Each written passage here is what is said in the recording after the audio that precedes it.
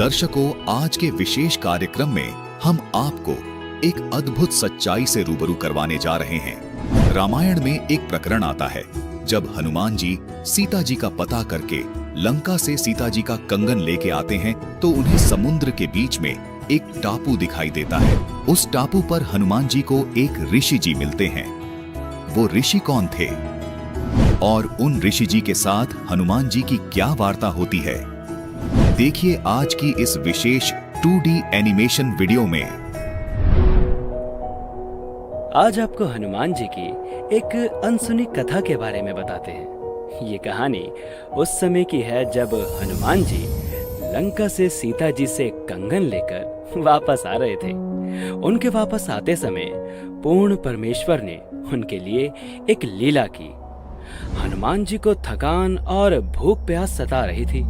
तभी उन्होंने देखा कि समुद्र के बीच एक टापू पर बहुत ही सुंदर बगीचा है और एक छोटा सा तालाब भी है। ये लीला ऋषि मुनींद्र रूप में विराजमान पूर्ण परमेश्वर ने की थी।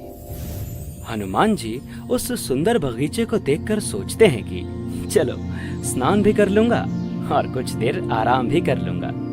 और फिर उसके बाद हनुमान जी उस बगीचे में उतर जाते हैं। हनुमान जी के पास एक कंगन था जो सीता माता ने उन्हें पहचान के लिए दिया था।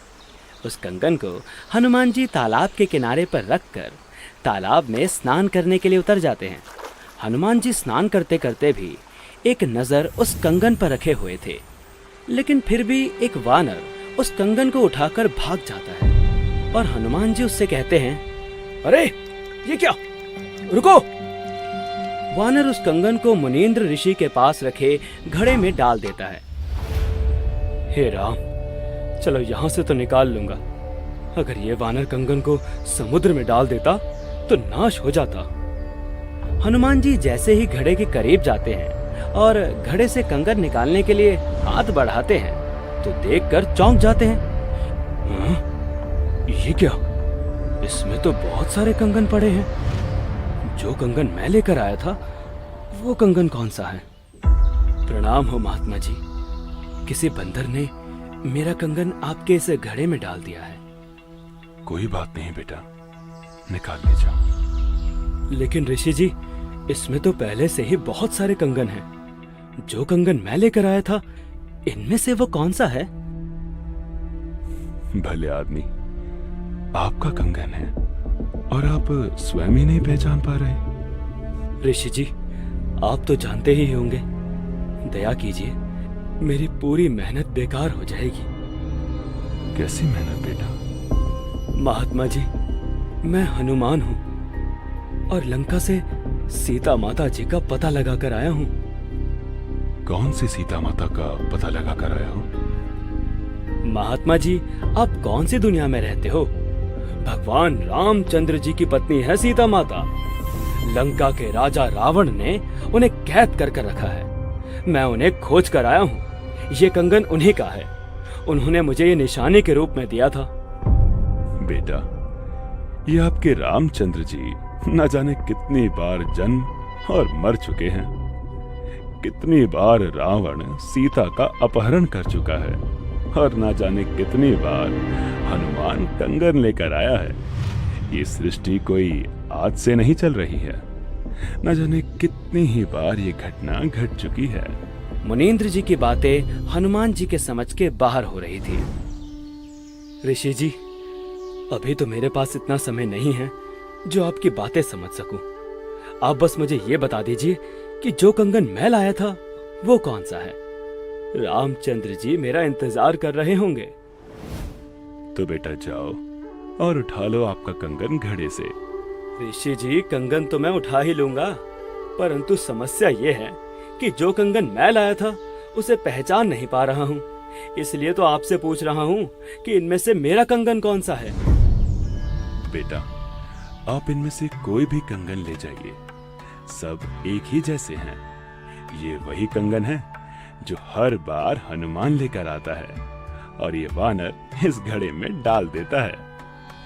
ऋषि जी, चलो आपकी मैं बात मान लेता हूँ कि ये सब कंगन हनुमान यानी मेरे ही द्वारा डाले गए हैं।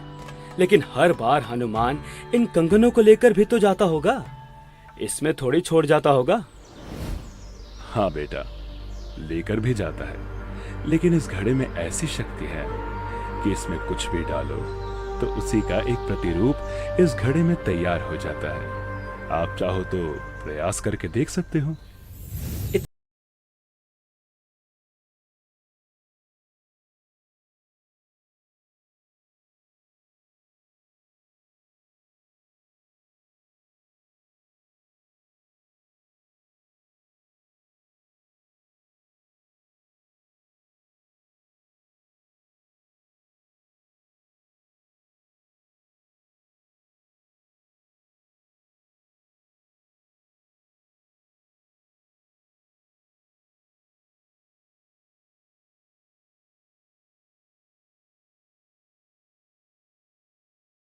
छलांग लगा देते हैं। थोड़े समय बाद श्री रामचंद्र जी का युद्ध रावण के साथ होता है और श्री रामचंद्र जी उसमें जीत जाते हैं और सीता माता को अयोध्या वापस लेकर लौटते हैं। वनवास पूरा होने के बाद जिस समय श्री रामचंद्र जी का राज तिलक हो रहा था, उस समय माता सीता ने हनुमान जी को अपने गले से निकालकर सबसे कीमती मोतियों की माला दी। माता सीता से मोतियों की माला लेने के बाद हनुमान जी ने उस माला को तोड़ दिया और मोतियों को फोड़ फोड़ कर देखने लगे। हनुमान जी को ये करता देख माता सीता को क्रोध आया और हनुमान जी से वो बोली, हे हनुमान, तूने ये क्या किया? तू जानता है ये माला कितनी कीमती थी। तू रहा वानर का वानर ही, तो जंगल में ही शोभा देता है। ये सुनकर हनुमान जी को बहुत बुरा लगा और वो मायूस हो गए। माता जी, मुझे इन मोतियों से क्या काम था? मैं तो ये देख रहा था कि यदि इन मोतियों में राम का नाम हो तब तो ये मेरे काम के हैं, वरना ये कंकर मेरे किसी काम के नहीं हैं। सीता जी के इस बर्ताव से हनुमान जी अयोध्या नगरी से चले गए और जंगल में एक पहाड़ी पर जाकर बैठ गए। हनुमान जी को बहुत दुख हुआ कि मैंने क्या नहीं किया इनके लिए, और आज इन्होंने मुझे एक छोटी सी बात पर इतना लताड़ दिया। हनुमान जी के अयोध्या से लौटने के उपरांत कुछ दिन बाद हनुमान जी की भेंट एक साधु से होती है। राम राम भाई हनुमान। राम राम महात्मा जी, आइए बैठिए। और सुनाओ हनुमान। महात्मा जी, अयोध्या में भगवान रामचंद्र जी आए हुए हैं। भाई, हम तो उस राम के भक्त हैं जो कभी जन्मता मरता नहीं। वो कभी माँ के गर्भ से नहीं जन्मता। ये राम जी तो न जाने कितनी बार जन्म और मर चुके हैं। अच्छा, यही बातें मुझे एक मुनींद्र नाम के ऋषि जी भी कह रहे थे। जब मैं लंका से लौट रहा था तो वो मुझे एक सुंदर बगीचे में मिले थे। वो मैं ही था हनुमान, और तुम्हारे लिए ही यहाँ आया हूँ। क्षमा कीजिए भगवान, हम तो तुच्छ बुद्धि के जीव हैं। कृपया करके मुझे आपका संपूर्ण ज्ञान समझाइए और सत भक्ति प्रदान कीजिए। दर्शकों, आज की इस विशेष 2D एनिमेशन वीडियो में आपने देखा कि कबीर साहिब जी स्वयं मुनींद्र ऋषि जी के नाम से आए हुए थे। उन्होंने हनुमान जी को संपूर्ण ज्ञान से अवगत करवाया कि रामचंद्र जी पूर्ण परमात्मा नहीं है। देखिए इसी विषय में संत रामपाल जी महाराज जी के मंगल प्रवचन। अब हनुमान जी ने छलांग लगाई। एक सिद्धि है जो आकाश में उड़ जाने की प्राप्त हो जाती है। आकाश मार्ग से जाके वो लंका में प्रवेश हुआ। हनुमान जी, उनको कुछ आभास हो गया था, किसी जटायु नाम के एक पक्षी ने बता दिया था कि लंका का राजा रावण उठा कर ले गया। इसलिए वहां जाने की और किसी में हिम्मत नहीं थी। सूरवीर बलवान थे। हनुमान जी ने कहा कि मैं जाऊंगा तो कुछ ऐसी निशानी दो मुझे, ताकि मुझे पहचान सके कि मैं ऐरा गहरा व्यक्ति नहीं हूं, मुझ पर विश्वास करे माता। तो कहते हैं रामचंद्र जी ने अपनी छाप दे दी, अंगूठी निकाल के उस पर नाम लिखा था उनका, और उसको सीता खूब पहचानती थी। उधर से सीता को घना दुखी कर ही रखा था, सता रखा था रावण ने। एक नौलखे बाग में छोड़ रखा था और उससे रोजाना यातना दिलाता था और अपनी पत्नी बनने की स्वीकृति वो उससे करवाना चाहता था, वो उसने स्वीकार नहीं की। और रावण को एक श्राप लगा हुआ था कि तू कभी किसी औरत के साथ बलात् नहीं कर सकेगा। स्वेच्छा से कोई संपर्क हो तो वो अलग बात है, लेकिन तू किसी का ऐसे जबरदस्ती नहीं कर पाएगा, नहीं तो गल जाएगा तू। इस डर से वो जबरदस्ती नहीं कर पा रहा था और उधर से उसको पीड़ित कर रहा था कि स्वयं यश कर दे, लेकिन वो सीता ने नहीं किया था। एक वृक्ष के नीचे बैठी थी और अपने कर्मों को कोस रही थी। छोटा सा रूप बनाकर एक बंदर का हनुमान जी उसी वृक्ष के ऊपर बैठ गए थे। यातना देने के लिए औरतें आई थी तो भी उसने देखा था। जब वो चली गई उसके बाद फिर हनुमान जी ने ऊपर से वह अंगूठी डाल दी। वो तो राजदूत बनकर गए थे। जब अंगूठी देखी सीता ने, तो आपने कथाएं खूब सुन रखी हैं, ज्यादा ना सुनाऊंगा, तो उसने सोचा कि ये बंदर अंगूठी उठाकर लाया तो मेरे पति की मृत्यु होगी। तो उसने पूछा, तो फिर वो नीचे आया, अपना थोड़ा ठीक सा रूप बना के खड़े हो गए और कहा, माता मैं ऐसे ऐसे रामचंद्र जी ने भेजा हूं और ये कहानी है। अब कहने का भाव ये है कि वो जो कुछ भी उसने उद्मस्ताया, तो आपने पता ही है, हनुमान जी ने नौलखा बाग भी उजाड़ दिया उसका और सारा कुछ कर दिया। क्योंकि आज कथा का विषय कुछ अन्य है, इसलिए यहाँ लंबा प्रकरण नहीं करूँगा। तो उसमें हनुमान जी ने कहा कि माता मुझे भूख लगी है। तो उसने कहा, इस बाग के किसी वृक्ष के फल को तोड़ के मत खाना भाई, नहीं तो मेरी पिटाई होगी। मेरे को आदेश है, कोई फल गिर जाए तो खाना, तो टूटा हुआ अपने आप तोड़ के नहीं खाएगी। तो हनुमान जी का उठा गुस्सा, उसको गुस्सा हुआ। उसने कहा ठीक है, पहले तो सारे तोड़ तोड़ कर फल खाए, फिर वह पेड़ पड़ कर समुद्र में फेंक दिए। उनको पता चला तो युद्ध हुआ, अपने पता ही है काफी। फिर लंका भी फूक फाक थोड़ी बहुत जला का आ गया। और उस समय क्या कहा कि माता जी तो आप मुझे कोई ऐसी निशानी दो जिस निशानी को मैं श्री राम को दिखाऊं और वो विश्वास कर सके, हाँ सीता जी की खोज पक्की होगी, क्योंकि इतना समुद्र को पार करके आना है, वैसे नहीं आएंगे वो। तो सीता ने अपना एक कंगन निकाल के दे दिया, कंगन हाथ में जो पैर रखा था सोने का, और कहा भाई इस चूड़ी को दिखा देना, वो खूब समझ जाएगी। अब वो कंगन लेकर हनुमान जी ने फिर छलांग लगाई। उस दिन वो ऐसे स्थान पर आके उतरा जहां पर एक ऋषि की कुटिया थी। वो ऋषि कौन थे? मुनिंद्र ऋषि स्वयं परमेश्वर थे। वहां सुंदर बाग लगा हुआ था, कुछ क्षेत्र में एक सुंदर सरोवर भरा था जल का।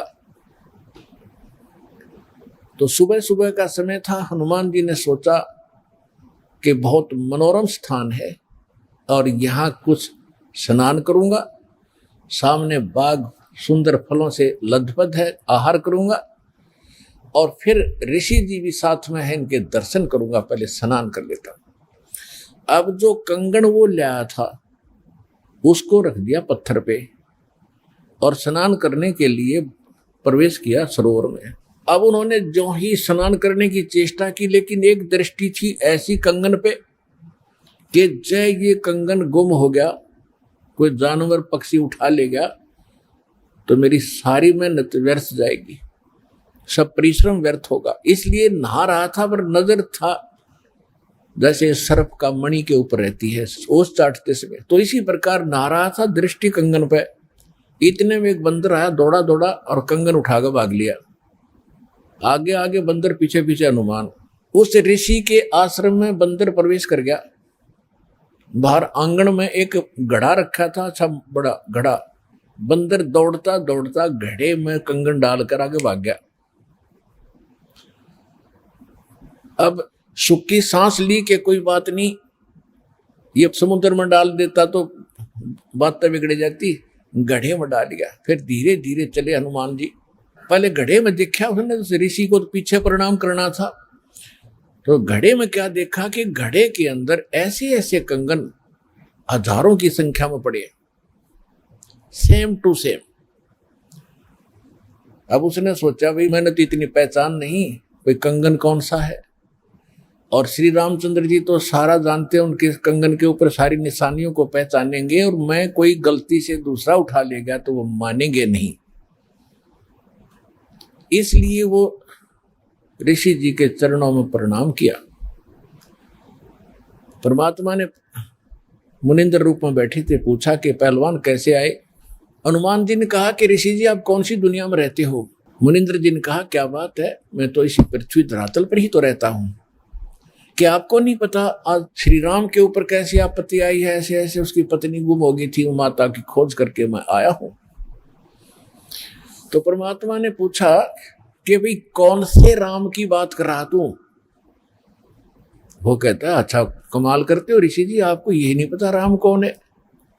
परमात्मा ने कहा बताओ तो श्री, के दशरथ पुत्र श्री रामचंद्र जी, उनका वनवास हुआ था, ऐसे ऐसे सीता उठा दी थी और आज मैं खोज करके आया हूं ऋषि जी। परमात्मा बोले कि ऐसे ऐसे 30 करोड़ राम हो लिए तेरे, और तेरे जैसे हनुमान यही लीला करते रहे। तो हनुमान जी ने सोचा कि ऋषि के साथ ज्यादा बहस करना उचित नहीं, और अपना काम करूं और चलूं। कहने लगे ऋषि जी और बात छोड़ो आप, कि मेरे सामने एक समस्या आ गई है कि ऐसे ऐसे मैं कंगन लाया था माता के हाथ का, और वो कंगन मैं स्नान कर रहा था, बंदर ने उठा के आपके घड़े में डाल दिया। तो परमात्मा बोले ले जा कंगन भाई, जा फिर अपना कर काम, जाओ हनुमान जी ले जाओ कंगन, निकाल ले जाओ, करो जो तूने करना। कहने लगे जी समस्या ये है कि इसमें और भी बहुत से कंगन पड़े हैं, और इन कंगनों में पहचान नहीं कर पा रहा हूं मैं, मेरा वो भगवान सीता जी वाला कौन सा है। परमात्मा बोले रे भले आदमी तुम लाने वाला और तुझे पता नहीं, तो मैं क्या बताऊं, फिर खोज ले कौन सा है तेरा। तो चिंतित हो गया कि भगवान दया करो। परमात्मा बोले कि जौन सा चाहे वो उठा ले जा और सेम टू सेम पाओगे, इसमें कोई दिक्कत नहीं। कैसे कैसे फिर ये कंगन आए कहां से आपके पास, कि अब सुन मैं कथा सुनाऊंगा तेरे को। जैसे ये रामचंद्र जो आत्मा है ये विष्णु जी की आत्मा है, ऐसे ऐसे न जाने कितनी बार धक्के खा लिए इसने, कितनी बार जन्म लिया, कितनी बार मर लिया। तो प्रत्येक त्रेता युग में ये ऐसा ही होता है, और मैं यहीं बैठा हूं जब का, मेरी तो बहुत युगों की आयु है, मैं यहां बैठा हूं। पहले इन बातों पर किसी को अविश्वास नहीं होता था। तो हनुमान जी से बताया कि तेरे जैसी आत्मा हनुमान ना जाने कितने बन करा लिए, और कितने ये ऐसे कंगन ले लेकर आए हैं, इसी प्रकार वो बंदर उठा के इसमें डालता रहा है। तो हनुमान जी ने पूछा कि हे ऋषिवर, मान लिया आपकी बात, जो कंगन लेकर हनुमान आता होगा तो वो कंगन तो लेकर भी जाता होगा, कहाँ लेकर जाता है, इस घड़े में मेरी आशीर्वाद से ऐसी पावर है कि डुप्लीकेट कॉपी तुरंत बना देता है, एज इट इज, 1 के 2 कर देता है।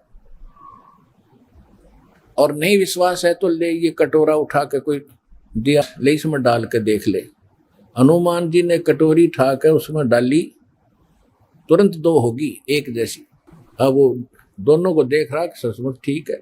तब हनुमान जी को कुछ विश्वास हुआ कि संत नहीं, ये कोई और ही महापुरुष हैं, बड़े सिद्धि युक्त हैं और सारी कथा को सही जानने वाले हैं। लेकिन कहा महाराज मैं आपकी बात से सहमत हूं, होगा कोई और भगवान, पर अब मुझे समय नहीं आपकी सारी बात सुनने का, क्योंकि मैं परमार्थ के काम में लगा हूं। परमात्मा बोले भाई ठीक है, ले जाए, कोई कंगन निकाल ले जाए बेटा, सारे एक जैसे मिलेंगे। वो उठा कर ले गए कंगन को, लेकिन हनुमान जी को फिर भी विश्वास नहीं हो रहा था। जब श्री रामचंद्र जी को दिखा दिया और रामचंद्र जी ने ओके कर दिया, जब हनुमान जी को संतोष हुआ कि 3100 की 100 सच बात हो, वो उधर से वो ऋषि की घटना भी नहीं भूल पा रहा था, उधर से फिर युद्ध भी शुरू होना था। कहने का भाव ये है, बात फाइनल होगी कि सीता वहां है, सारे लक्षण बता दिए, और वो कंगन को देखकर रामचंद्र जी को विश्वास हुआ। अब समस्या आई कि उसके ऊपर पुल बनाएंगे समुद्र पर।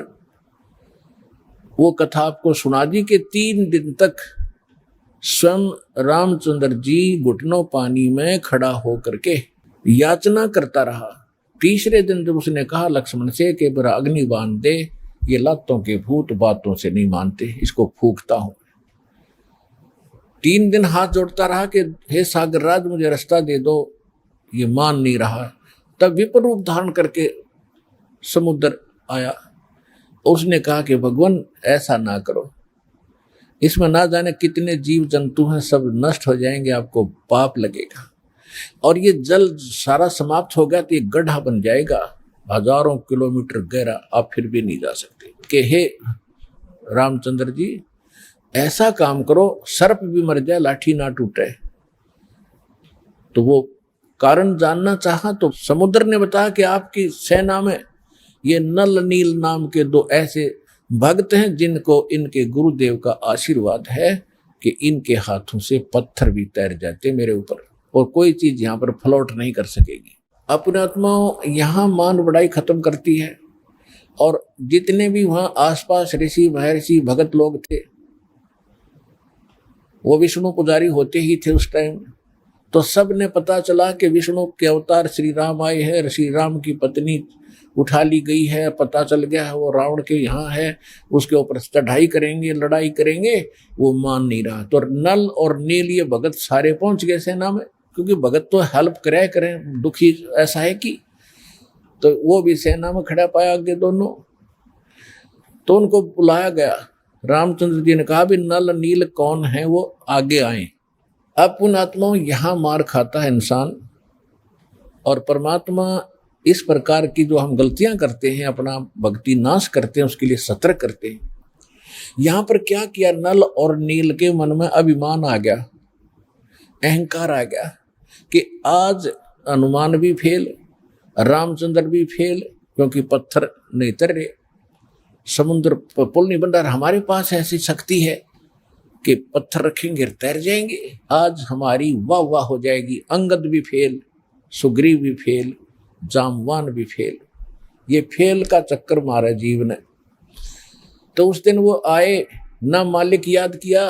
रामचंद्र जी ने पूछा कि तुम्हारे पास कोई ऐसी शक्ति है पत्थर तैर जाते? हाँ जी है, कि ट्राई करके दिखाओ। उठाया, पत्थर रखा, क्यों अभिमान था कि कर देंगे काम, वो डूब गया।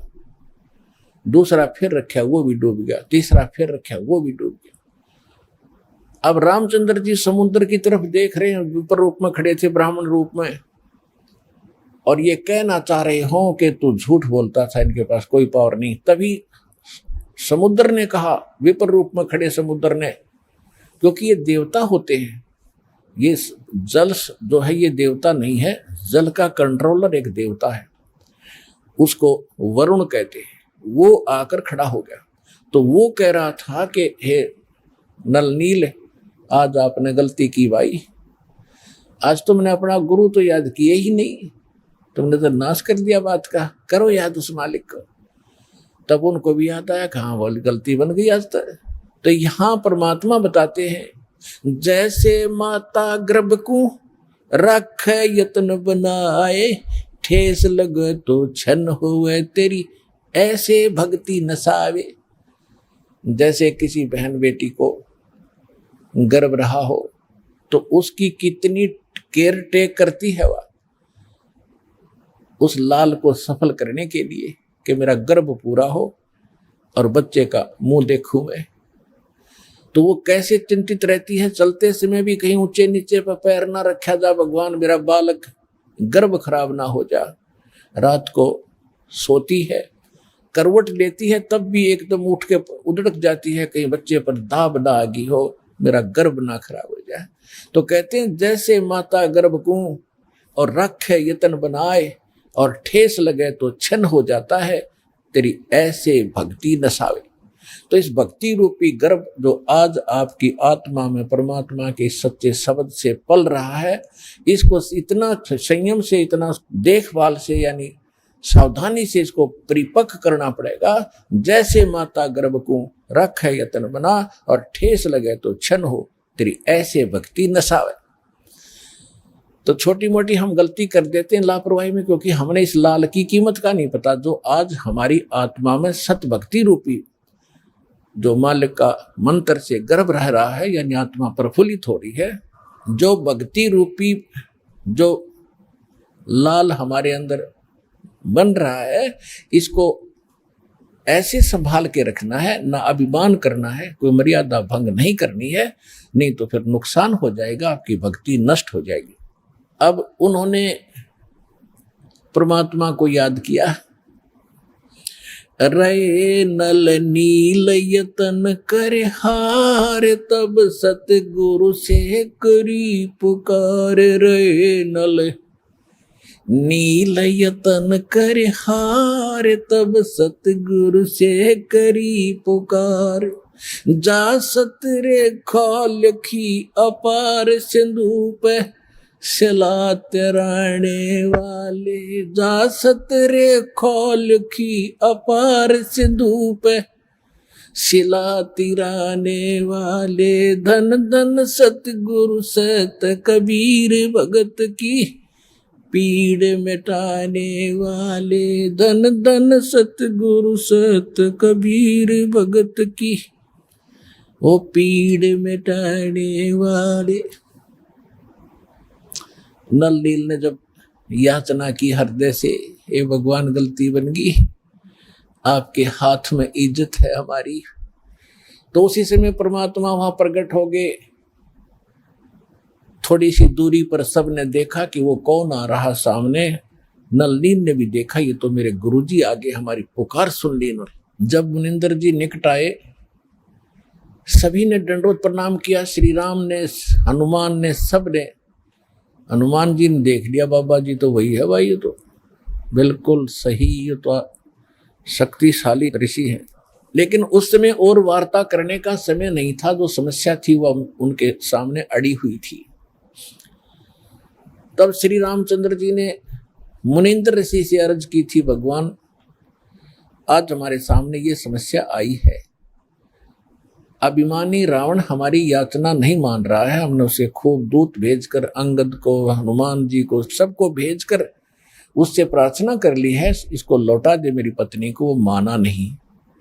अब नहीं माना तो हमने युद्ध करना पड़ेगा, और उसके लिए रास्ता चाहिए समुद्र पर। समुद्र रास्ता दे नहीं रहा। इसने विधि बताई कि आपके शिष्यों के पास यह शक्ति थी, मेरा दुर्भाग्य कि आज इनके हाथों में भी शक्ति नहीं रही। तो परमेश्वर ने कहा कि आज के बाद इनके हाथों में यह शक्ति रहेगी भी नहीं। इन्होंने बहुत बड़ी गलती की है, जो हम मैं रोज बताता हूं कि अभिमान से भगवान कोसों दूर है, और इतने दिन के बाद इतना दुख था इनके ऊपर, इन्होंने फिर बकवास कर दी। अब इनके पास यह शक्ति नहीं रही।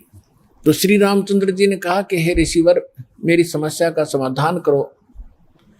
जब आप अपने बच्चों को, अपने शिष्यों को आशीर्वाद दे सकते हो शिला तिराने का, तो आप खुद भी कृपा बख्श सकते हो, मेरे लिए लंका में जाने का रास्ता बना दो।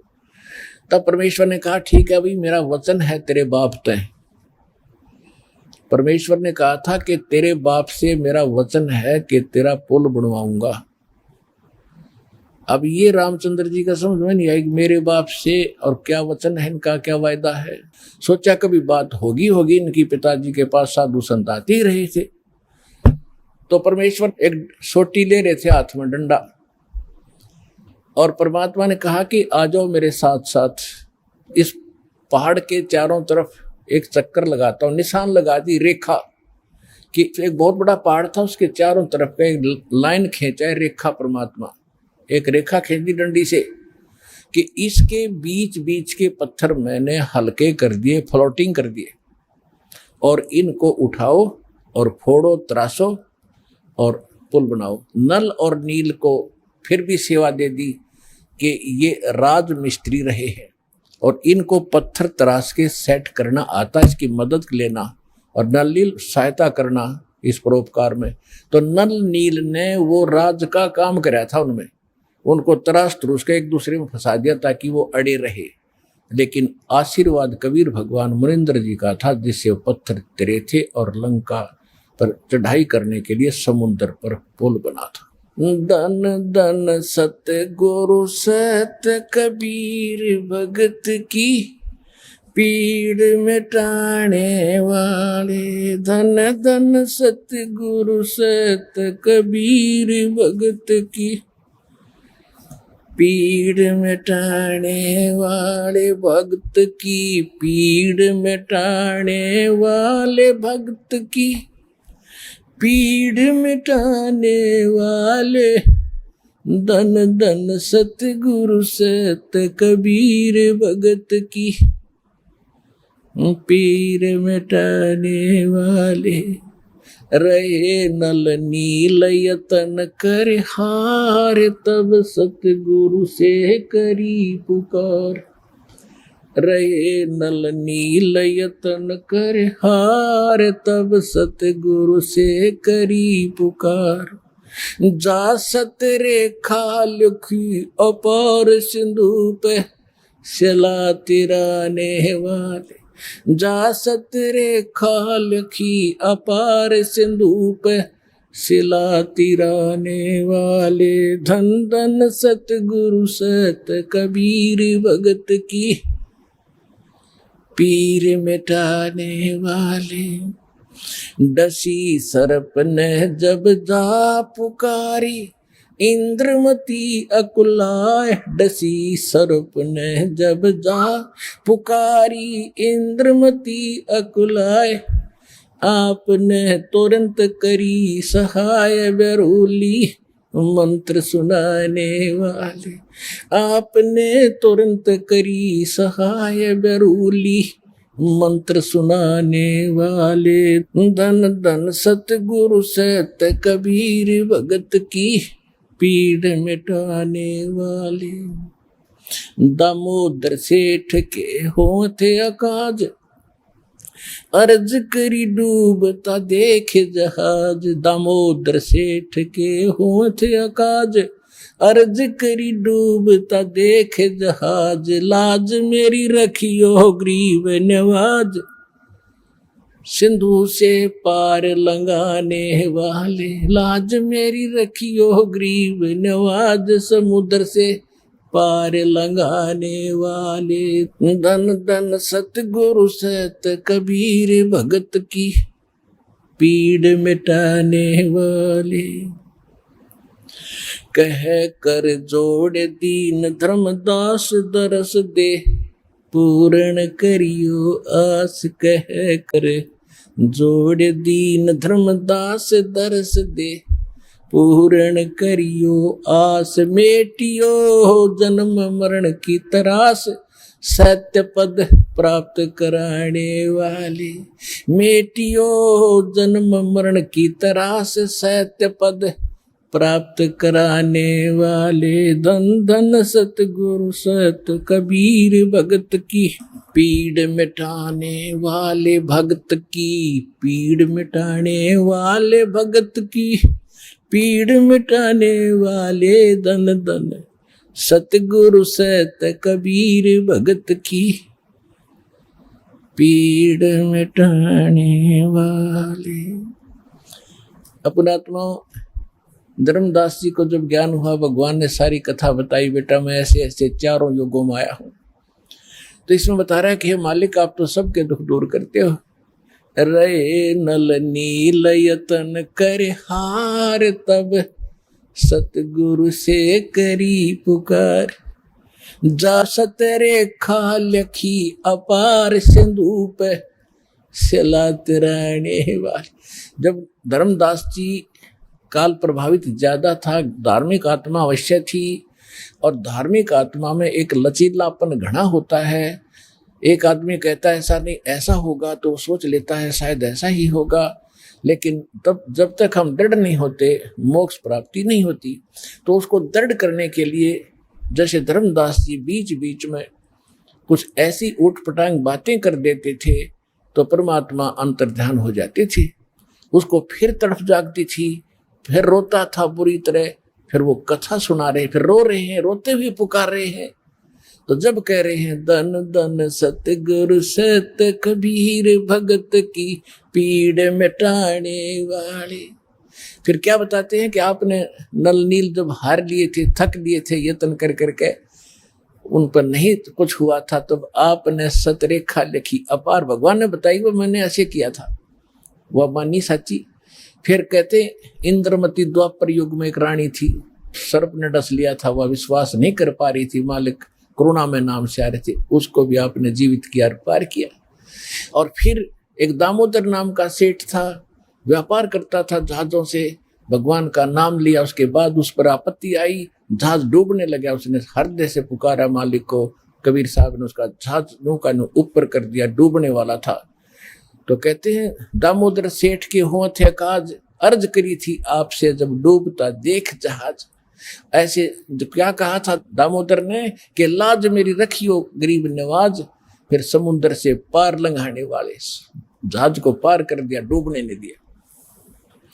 अब क्या कहते हैं, कह कर जोड़ दीन धर्मदास दरस दे, पूर्ण करियो आस। जो भगवान अंतर ध्यान हो गए थे, रो रहा था कि मेरे ऊपर ये बड़ी आपत्ति आ गई, आपका अभाव मुझसे सहन नहीं हो रहा है मालिक। कह कर जोड़ दीन धर्मदास दरस दे, पूर्ण करियो आस। मेटियो जन्म मरण की तरास, सत्य पद प्राप्त कराने वाले। सत्य पद, वो परम पद, वो सतलोक, आपके अतिरिक्त इस सृष्टि में कोई दूसरा मुझे वो प्राप्त नहीं करा सकता। मुझे फिर दर्शन दो मालिक, मेरे से गलती हुई। अब जो प्रसंग चल रहा है, त्रेता युग में दाता ने कैसी लीला की। अब क्या होता है, देखो पुण्यात्माओं, हम परमार्थी भी हैं, क्योंकि भगत का स्वभाव होता है कि वो परमार्थ पर ज्यादा रुचि रखता है, लेकिन परमार्थ के साथ साथ स्वार्थ भी होना चाहिए थोड़ा सा। वो स्वार्थ कौन सा? अपने कल्याण का, आत्म कल्याण का स्वार्थ भी चाहिए। अब हनुमान जी ने जब तो ताकत थी, पहलवान था, धार्मिक था, रामचंद्र जी की जल्दी लग रही थी, जब ऋषि रूप में परमात्मा इत्फाक वहां मिले और सारी लीला देख ली, और फिर ये भी देख लिया कि उसी ऋषि ने आकर समुद्र पर पत्थर तरियाए, और फिर भी बुद्धि बनाया क्योंकि रामचंद्र की जी का साक्ष्य लग रहा था। अब मालिक ने उसका उद्धार करना था उस प्यारी आत्मा का, क्योंकि ऐसी ऐसी पुण्यात्मा जो परमार्थ के लिए कोई लेना न देना, उड़ा छाती ताणी मारो, मरूंगा और मारूंगा, कि इसलिए रामचंद्र की पत्नी छुटवाऊंगा। और यति पुरुष थे, बाल ब्रह्मचारी थे, ऐसी लगन थी उसमें। तो कहने का भाव ये था कि फिर इस खुशी में कि रामचंद्र जी के साथ धाव जाऊंगा, वह मेरी इज्जत होया करेगी। अब वो तो श्रद्धालु था, समर्पित था भगवान के लिए, लेकिन गलती यह लग रही थी, और रामचंद्र ने परमात्मा पूर्ण मान बैठा था। अब आपने खूब कथा का पता है कि जब घरजाली और रानी बन गई, फिर उसने सबको इनाम दे रही थी। उसी लाइन में हनुमान भी खड़ा था, क्योंकि उन्हें बड़ी योगदान था, तो हनुमान जी को सच्चे मोती दे दिए। हनुमान जी ने उनका पहलवान था, इन्हें फोड़ फोड़ के गिर दिए तले। तो सीता को अच्छा नहीं लगा, कहने लगे रे बन्नर के बन्नर, तेरे को अकल भी नहीं इतनी कि तू पता कितने कीमती मोती थे, तेने क्या कर दिया, ये क्यों फोड़ डाले। उसने ये कहा कि मैं इसमें ये देख रहा था, इन मोतियों में कहीं राम का नाम है तो मेरे काम है, नहीं तो मेरे काम नहीं है। तो वो कहने लगी तू रहा बंदर का बंदर, और बंदर तो खुद थी, जब अकल नहीं उसके अंदर इतनी भी। तो उसने उसको लताड़ दिया कि तू बंदर का बंदर है, तेरा ठिकाना यहाँ नहीं, तेरे तो जंगल में जाना चाहिए। हनुमान जी का ठेस लगी और उठा कर अपना लंगोट जा बैठा पहाड़ पे। अब बैठा एकला, यहां संसारिक परमार्थ करने से उसको क्या मिला, ये लोग इतना ही देते हैं। जब हम भगवान की शरण में होंगे और फिर परमार्थ करेंगे, परमात्मा हमारे साथ होगा, उस परमार्थ का फल अलग होगा।